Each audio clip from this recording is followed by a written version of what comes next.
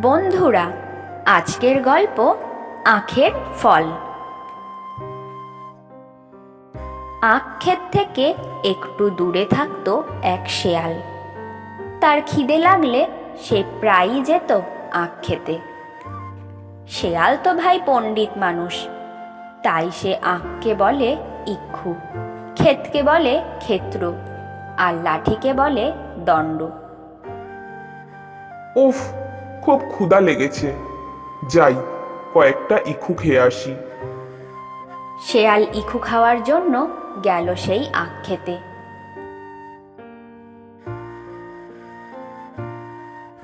আরে, এটা আবার কি? আগে তো কখনো ইক্ষু বৃক্ষে এটা দেখিনি। ও, এটা মনে হয় ইক্ষুর ফল। ইক্ষু তো আমি প্রায় দিনই খাই।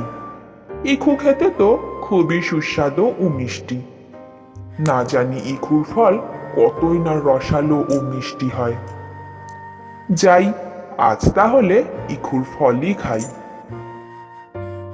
যেই না আখের ফল ভেবে শেয়াল ভীমরুলের চাকে কামড় দিল, অমনি সব ভীমরুল চাক থেকে বের হয়ে শেয়ালের সারা শরীরে ফুল ফোটাতে লাগলো। শেয়াল তখন প্রাণের ভয়ে দৌড়াতে দৌড়াতে বলল, ইক্ষুর ক্ষেত্রে আর যাব না আমি, ইক্ষুর ক্ষেত্রে আর যাব না।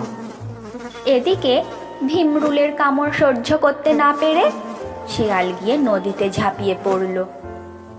আর খানিকক্ষণ বাদে শেয়ালকে ছেড়ে সব ভীমরুল ওখান থেকে চলে গেল। তখন শেয়াল বলল, ইক্ষুর ক্ষেত্রে তো আমি প্রায়ই যাই, কিন্তু কখনো তো এমন হয় না। মনে হয় ফল খেতে গিয়েই আমার এই বিপদ হলো। তাহলে আমার কি আর ক্ষেত্রে যাওয়া উচিত? আরে ধুর, ক্ষেত্রে যাব না কেন? ইক্ষুর ফল না খেলেই তো হলো। যদি ইক্ষুর ক্ষেত্রে যাব, ইক্ষুর ফল আর না খাবো। যদি ইক্ষুর ক্ষেত্রে যাব, ইক্ষুর ফল আর না খাবো। দুদিন ধরে সে শুধু এক কথাই বলতে থাকলো। তারপর যখন তার বেদনা একটু কমে গেল, তখন সে আবার আখ খেতে গেল। ওই ফলের ভেতর পোকা ছিল, না জেনে কামড় খেয়ে দুদিন যন্ত্রণায় ভুগেছি। এবার আর সে ভুল করব না।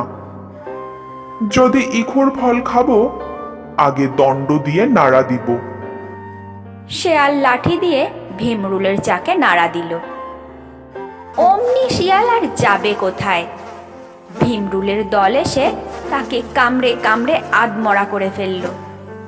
ইক্ষুর ফল খেতে এসে পেলাম অনেক কষ্ট। ইক্ষুর ফল খেয়ে জীবন করব না আর নষ্ট।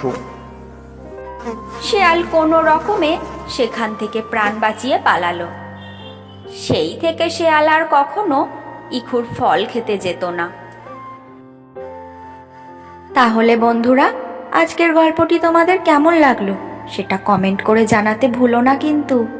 আর হ্যাঁ, ভিডিওটিতে একটি লাইক করে চ্যানেলটিকে সাবস্ক্রাইব করে আমাদের পাশে থেকো। সকলে ভালো থেকো, সুস্থ থেকো। রাধে রাধে।